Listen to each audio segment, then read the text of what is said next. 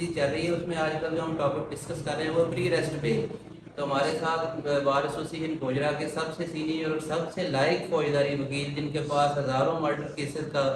تجربہ ہے، چوری شفیق اکرم گجر صاحب کئی دفعہ بار ایسوسیشن گوجرا کے صدر منتخب ہوئے۔ تو ہم ان سے گزارش کریں گے کہ ہماری رہنمائی کے لیے اور ینگ لائرز کے لیے یہ کیا بتانا چاہیں گے کہ پری ریسٹ بیل میں سب سے اہم چیز کیا ہے اور اہم نکات کیا ہیں؟ چور صاحب، سب سے پہلی بات تو یہ ہے کہ وکاس صاحب جو ہے نا، یہ ہمیشہ کودے میں دریا کو بند کرتے تھے،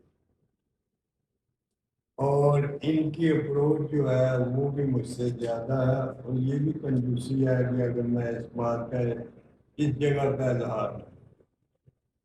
اب گوجرا میں یہ سب سے ٹاپ کے، بلکہ گوجرا نہیں ہے، ڈسٹرکٹ سے آگے ڈویژن پر بھی چلے جائیں تو وہاں بھی یہ ٹاپ کے کرمنل میں مطلب مکلا میں ان کا شمار ہے، اور لا کے اوپر ان کے فوج پری ریسٹ بیل ہے ایک، یہ آرڈنری ریلیف ہوتا ہے۔ اس میں مین ایشو ہے کہ بدنیتی کیا ہے، میلا بھائی کیا ہے، کس بنا پر مطلب یہ بیل جو ہے یہ کنفرم کی جائے یا ریجیکٹ کی جائے۔ اگر کوئی میلا بھائی نہیں پائی جاتی تو پھر یہ بیل جو ہے 90% میرے نزدیک وہ ریجیکشن کی بنتی ہے۔ اگر میلا بھائی ہے تو اس میں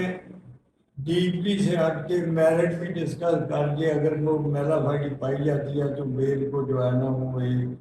جج صاحبان کو جوڈیشلی میں ان کنسپٹ ہے